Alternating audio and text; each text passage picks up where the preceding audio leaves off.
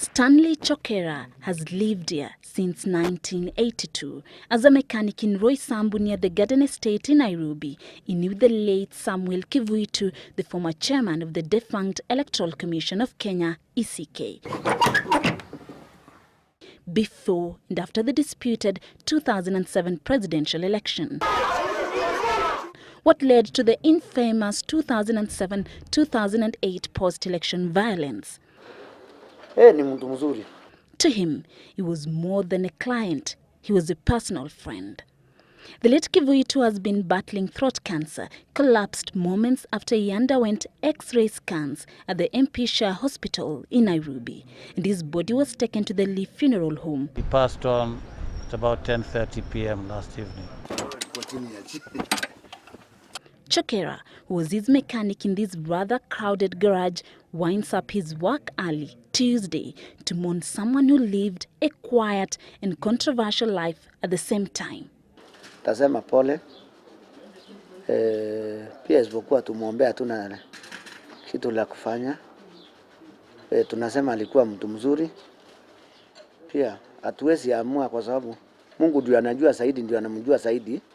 Unajua sisi binadamu, hata ukiangalia mtu utasifikiria hii mtu ni mbaya, lakini kwa maoni yako, lakini Kivuitu alikuwa mtu mzuri. Alikuwa anachukua gari anaenda hapa uchumi kuchukua gazeti, na most of the time hata alikuwa anaenda mguu hapo. It is at his home a few meters away from the garage that tells the life he lived.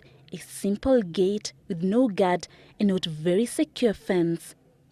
Give them the space and time that they require. It is a particularly trying period for them, and we do plead for understanding. For a man whose life became of public interest during his tenure at the helm of ECK, the gate to his home remains closed except for family members. I'm standing right outside the home of the late Samuel Kivuitu, a man who has been described in many words by his neighbors. Whether the systems in place during the disputed 2007 presidential elections will be blamed, or the chairman of the defunct Electoral Commission of Kenya, according to people who knew him. Nimesomea hapa Garden Estate na ni neighbor yake. So nimemjua kwa miaka mingi na alikuwa mtu polite, hakuwa mtu wa mambo mingi, alikuwa a man of few words.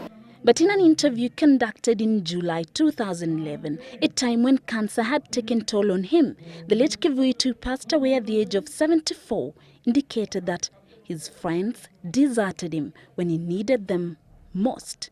Nimefanyia hii nchi kazi mingi. Pengine ningekuwa nimekwisha kama wakili, ama ningekuwa tajiri sana. Wale mawakili ambao nilikuwa nafanya kazi na wao wako matajiri, wana own estates. I own nothing. This is the only thing I have. I own nothing. Ningekuwa pengine tajiri kubwa sana.